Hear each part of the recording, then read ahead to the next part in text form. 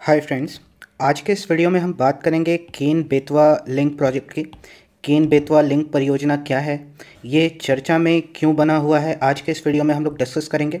इसके एडवांटेजेस क्या होने वाले हैं इन दो नदियों को जोड़ने के, और इसका क्रिटिसिज्म क्या है, क्योंकि बहुत सारे इन्वायरमेंटलिस्ट यानी पर्यावरणविद इसका क्रिटिसिज्म कर रहे हैं, क्योंकि इस प्रोजेक्ट से वो कह रहे हैं कि पन्ना टाइगर रिजर्व पूरी तरह से सबमर्ज हो जाएगा पानी में। तो वो भी हम लोग आज इस वीडियो में डिस्कस करेंगे। तो वीडियो में आगे बढ़ें उससे पहले बता दूं, मेरा नाम है आकाश और आप देख रहे हैं बैक बेंचर्स गुरु। अगर आप चैनल पे नए हो तो चैनल सब्सक्राइब कर लीजिए, साथ ही साथ नोटिफिकेशन का बेल आइकन प्रेस कर लीजिए ऐसे ही जनरल नॉलेज और करंट अफेयर्स वीडियोस के लिए। तो सीधा आते हैं, सबसे पहले समझते हैं ये केन बेतवा रिवर कहाँ पे है। तो ये भारत का मैप है, इंडिया का मैप है। यहाँ पे दो स्टेट्स है, बीच में मध्य प्रदेश है, यहाँ यूपी है। इन दोनों रीजन को ओवरलैप करके एक रीजन आता है जिसको हम लोग बुंदेलखंड रीजन बोलते हैं। ये यूपी है, यहाँ एमपी है। तो यहीं से यमुना नदी होके गुजरती है, ये रही यमुना नदी। यमुना नदी गंगा की ट्रिब्यूटरी है और यमुना नदी की दो ट्रिब्यूटरीज मेन हैं, बेतवा और केन। वैसे चंबल भी है, सिंध भी है। तो बेतवा और केन यमुना की ट्रिब्यूटरी हैं। यही दोनों नदियों को जोड़ने की बात आज हम लोग करेंगे, क्यों इन दोनों को जोड़ने के लिए प्रोजेक्ट स्टार्ट किया जा रहा है। तो आइए सबसे पहले समझते हैं कि what is Ken Betwa link project. Ken Betwa link project क्या है। जैसा कि मैंने आपको बताया, केन बेतवा लिंक प्रोजेक्ट भारत की पहली बड़ी रिवर को जोड़ने वाली परियोजना है, जिसमें केन से जो एक्सेस वाटर है, केन का जो ज़्यादा पानी है, वो बेतवा तक भेजा जाएगा with the help of a canal बना के, यानी नहर बना के। केन में जो ज़्यादा पानी हो जाता है मानसून पीरियड में खास करके, उसको बेतवा जो कि सूखी नदी है उसमें भेजा जाएगा, जिसके लिए 230 किलोमीटर लंबा एक नहर बनाया जाएगा इन दोनों को जोड़ने के लिए। ठीक है, तो ये इसकी बेसिक बातें हैं। इससे फ़ायदा क्या होगा? इससे फ़ायदा ये होगा कि ये जो बुंदेलखंड का ड्रॉट प्रोन रीजन है, सूखाग्रस्त जो इलाका है बुंदेलखंड का, वहाँ पे पानी की समस्या से लोगों को निजात मिलेगा। पानी की समस्या जिसके वजह से वहाँ के फार्मर सुसाइड करते हैं, क्योंकि इरिगेशन हो नहीं पाती है, पानी पीने का पानी की सुविधा वहाँ पे के लोगों को नहीं है, वो भी मिलेगी। और इससे ये भी होगा कि वहाँ के लोगों का जो माइग्रेशन हो रहा है, जो वहाँ के लोग बुंदेलखंड छोड़ के बाकी जगहों पे जा रहे हैं, वो भी कम होगा। और बुंदेलखंड के लोगों के लिए खास करके ये योजना एक जैसा कि संजीवनी साबित होगी। जैसा कि प्रधानमंत्री ने कहा अपने, क्योंकि प्रधानमंत्री भी मौजूद थे जब ये एग्रीमेंट साइन हो रहा था। मुख्यमंत्री यूपी के जो हैं योगी आदित्यनाथ और एमपी के मुख्यमंत्री शिवराज सिंह चौहान, क्योंकि ये यूनियन ऑफ इंडिया मतलब central government, Uttar Pradesh state government और मध्य प्रदेश स्टेट गवर्नमेंट, ये तीन त्रिपक्षीय समझौता है, इसलिए तीनों लोग मौजूद थे। और प्रधानमंत्री ने बोला ये बुंदेलखंड की रेखा बदल देगी। तो बुंदेलखंड के लिए काफ़ी एक वरदान साबित होगा, क्योंकि यहाँ पे पानी की बहुत भारी समस्या है और जो बुंदेलखंड का वाटर क्राइसिस है उसके लिए एक सॉल्यूशन के तौर पे देखा जा रहा है। तो कौन कौन से स्टेट्स इन्वॉल्व हैं? उत्तर प्रदेश और मध्य प्रदेश। और कौन कौन से डिस्ट्रिक्ट कवर होते हैं? 13 डिस्ट्रिक्ट कवर होते हैं इसमें, इस इंटरलिंकिंग प्रोजेक्ट में। ये मैप आप ध्यान से देखो, ये केन नदी है जो कि एमपी के जबलपुर से निकल के यूपी के बांदा में मिलती है, ये केन नदी है। बेतवा यहाँ पे है, बेतवा मध्य प्रदेश के रायसेन ज़िले से यूपी के हमीरपुर में जाके यमुना नदी से मिलती है। तो ये इन दो नदियों को, और ये जो रेड आप देख रहे हो, यही एक प्रपोज्ड नहर बनाया गया है इन दोनों को जोड़ने के लिए, जिसमें केन से पानी बेतवा में जाएगा। ये ध्यान रखिएगा, केन में मानसून में ज़्यादा पानी हो जाता है, उससे बेतवा में जाएगा, मतलब surplus water from Ken will be diverge towards Betwa, ठीक है, वाया कनाल। तो ये 13 डिस्ट्रिक्ट कौन कौन से हैं? 13 डिस्ट्रिक्ट जो हैं एमपी में है पन्ना, टीकमगढ़, छतरपुर, सागर, दामोह, दतिया, विदिशा, शिवपुरी, रायसेन। ये 9 जिले एमपी के हैं। और यूपी में बांदा, महोबा, झांसी और ललितपुर, ये 4 जिले यूपी के हैं जिनको फ़ायदा होगा इस प्रोजेक्ट से।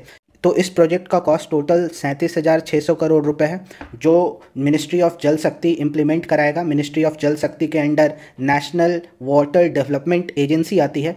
नेशनल वाटर डेवलपमेंट एजेंसी एक केन बेतवा लिंक प्रोजेक्ट अथॉरिटी बनाएगा, वही इस स्कीम को इम्प्लीमेंट कराएगा। तो आप ये जानिए कि नेशनल वाटर डेवलपमेंट एजेंसी, जो कि मिनिस्ट्री ऑफ जल शक्ति के अंदर आता है, वो इस प्रोजेक्ट को 8 साल में कंप्लीट होगा। तो ये दो नदियाँ जुड़ने वाली हैं, जिससे बुंदेलखंड की पानी की समस्या से निजात मिलेगा। और ये एग्रीमेंट वर्ल्ड वाटर डे के दिन साइन हुआ था। तो कमेंट सेक्शन में बताइए कि वर्ल्ड वाटर डे, विश्व जल दिवस कब मनाया जाता है। तो ये काफ़ी इंपॉर्टेंट है, विश्व जल दिवस कब मनाया जाता है, कब ऑब्जर्व किया जाता है, ये आप कमेंट सेक्शन में बताइए। फिर आते हैं ये जो है इससे फ़ायदा क्या होगा देखते हैं। तो जल शक्ति मिनिस्ट्री का कहना है कि ये सिंचाई की सुविधा प्रदान करेगा 10.6 लाख हेक्टेयर एरिया को, और ड्रिंकिंग वाटर की फैसिलिटी देगा 60 लाख लोगों को इन दो स्टेट्स में जो रहते हैं। 103 मेगावाट की हाइड्रो पावर जनरेट करेगा, जो जल से बिजली उत्पन्न होती है उसको जनरेट करेगा। 10.6 लाख हेक्टेयर की इरिगेशन फैसिलिटी देगा, जिसमें कि 8.1 हेक्टेयर एमपी को मिलेगा और 2.5 लाख हेक्टेयर यूपी को मिलेगा। तो 8.1 2.5 यूपी को, एमपी का ज़्यादा एरिया कवर होगा इरिगेशन के दृष्टिकोण से भी। और जो वाटर शेयरिंग है जो कि 6519 मिलियन क्यूबिक मीटर है, उसमें से 2350 मतलब 2350 MCM million cubic metre MP को मिलेगा और 1700 यूपी को मिलेगा। और इससे एक फ़ायदा और है कि इससे यहाँ के कंस्ट्रक्शन में जॉब्स क्रिएट होंगे, फिशिंग और टूरिज़्म में भी जॉब्स क्रिएट होंगे। तो ये भी environmental impact assessment report, EIA report जिसको हम लोग बोलते हैं, जिसमें इन्वायरमेंटल कॉन्सिक्वेंसेस को देखा जाता है, उससे ये पता चलता है कि ये प्रोजेक्ट कंस्ट्रक्शन की जॉब अपॉर्चुनिटीज़ जनरेट करेगा, फिशिंग और टूरिज़्म में भी काफ़ी ग्रोथ देखा जाएगा इस एरिया में। तो ये कैसे एग्जीक्यूट कराया जाएगा? तो केन बेतवा लिंक प्रोजेक्ट, मैंने आपको बताया कि जो केन रिवर है, यहाँ ध्यान से देखिए इस मैप में, ये केन नदी से ये जो नहर है ये बनाया जाएगा, ये बेतवा तक इसको जोड़ा जाएगा। ये बेतवा है, ये लेफ्ट हैंड साइड में ये बेतवा है, ये केन है, ठीक है। ये यमुना नदी में ये दोनों नदियाँ मिलती हैं, यमुना की सहायक नदियाँ हैं। तो एक सबसे पहले केन रिवर पे डैम बनाया जाएगा जिसको दौधन डैम बोला जाएगा।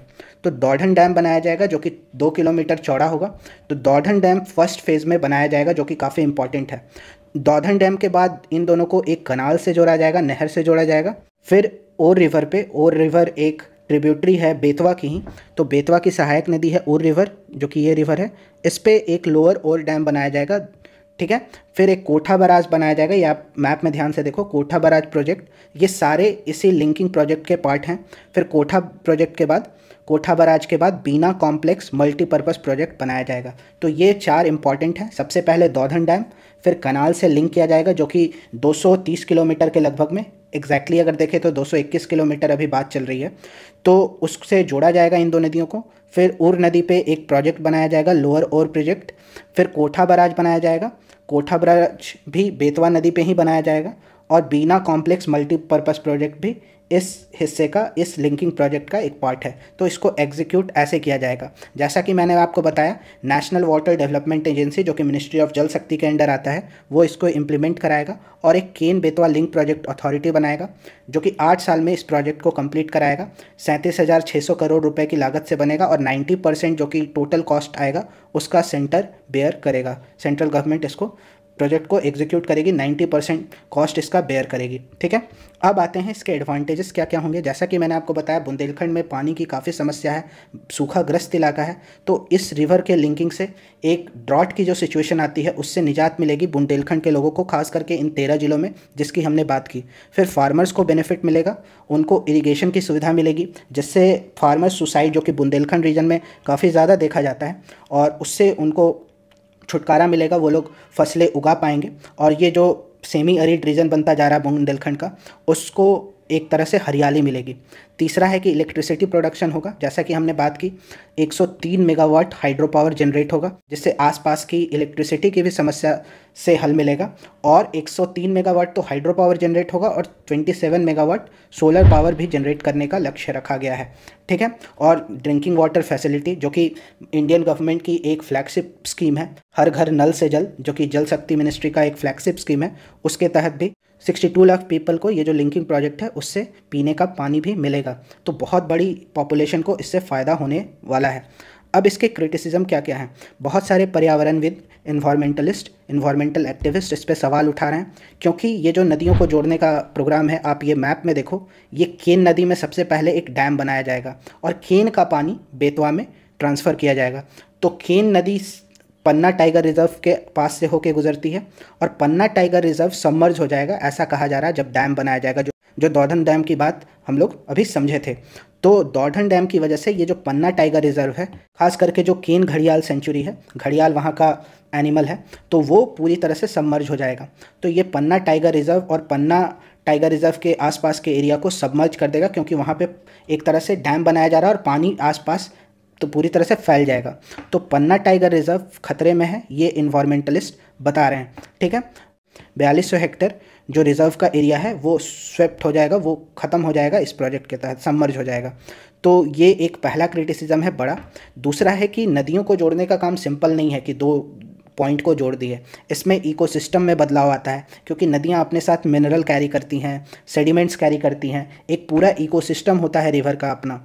तो उसको हम लोग डिस्टर्ब करके, एक इकोसिस्टम को डिस्टर्ब करके एक कनाल क्रिएट कर रहे हैं, दो नदियों को जोड़ रहे हैं, तो वो इकोसिस्टम में भी बदलाव आएगा, ऐसा इन्वायरमेंटलिस्ट कहते हैं। और ये जो इकोसिस्टम में बदलाव आएगा उससे काफ़ी ज़्यादा बायोडाइवर्सिटी आसपास की तबाह हो जाएगी, ऐसा भी मानना है। तो तीसरा क्रिटिसिज्म बड़ा ये भी है कि केन को जो हम लोग वाटर सरप्लस बोल रहे हैं, क्योंकि केन रिवर से पानी बेतवा रिवर में जाने वाला है। ये केन है, ये बेतवा है, तो केन से पानी इधर जाने वाला है। तो केन सच में क्या वाटर सरप्लस है? इतना पानी है केन के पास कि वो दूसरी जो एक सूखी नदी है बेतवा, उसको पानी दे पाए? इस पे भी सवाल है, क्योंकि केन भी मानसून छोड़ के, मानसून सीज़न में केन के पास पानी होता है, लेकिन मानसून छोड़ के बाकी टाइम केन भी पूरी तरह से पानी से लबालब भरा नहीं रहता है, केन भी एक स्ट्रीम बन के रह जाता है। तो केन के पास क्या इतना पानी है कि बेतवा को दे सके? तो इस पे भी सवाल उठाए जा रहे हैं। हालांकि तीनों जो पक्ष हैं, सेंट्रल गवर्नमेंट,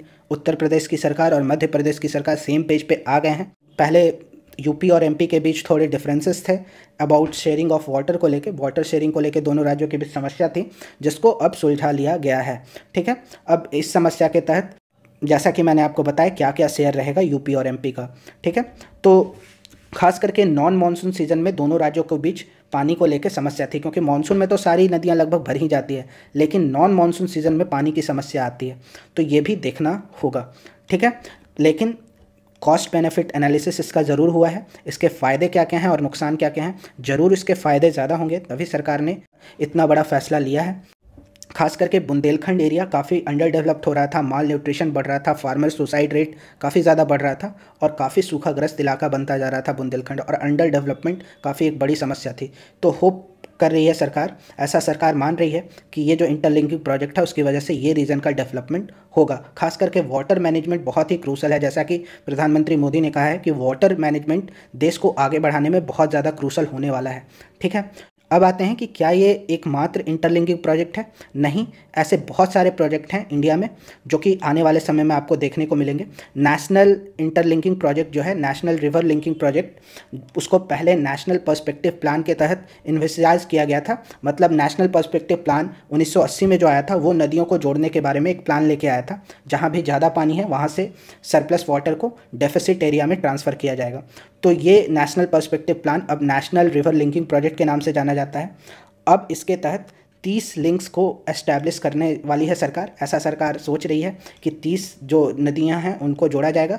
16 पेनिनसुलर कंपोनेंट में आता है, मतलब ये वाला हिस्सा इंडिया का, और 14 हिमालयन कंपोनेंट में आता है। ठीक है, और इसको इम्प्लीमेंट कराने का पूरा जिम्मा नेशनल वाटर डेवलपमेंट एजेंसी को मिला हुआ है, जो कि मिनिस्ट्री ऑफ जल शक्ति के अंडर आता है। तो ऐसे 30 लिंक स्टैब्लिश करने वाली है आने वाले समय में सरकार। तो ये भी आप ध्यान रखिएगा और इस मैप को ध्यान से देखिए, इसमें कौन कौन से हैं, किन किन नदियों को सरकार जोड़ने का प्लान बना रही है under national river linking project, जिसको पहले नेशनल पर्सपेक्टिव प्लान के नाम से जाना जाता था। होप करता हूँ ये डिटेल डिस्कशन आपको समझ आया होगा। ऐसे ही वीडियो देखने के लिए चैनल को सब्सक्राइब कीजिए। वीडियो यहाँ तक देखा है लाइक ज़रूर कीजिए। अपना फीडबैक कमेंट सेक्शन में देना मत भूलिए। मिलते हैं किसी नेक्स्ट वीडियो में, तब तक के लिए कीप लर्निंग एंड जय हिंद।